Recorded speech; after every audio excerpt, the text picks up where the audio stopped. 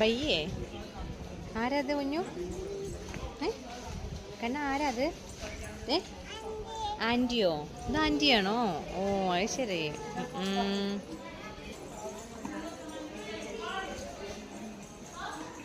അച്ഛയമ്മയും പോവുകയാണേ. വരുന്നുണ്ടോ? ഉണ്ണി വരുന്നുണ്ടോ ഞങ്ങളുടെ കൂടെ? ആ പോട്ടെ, കുഴപ്പമില്ല.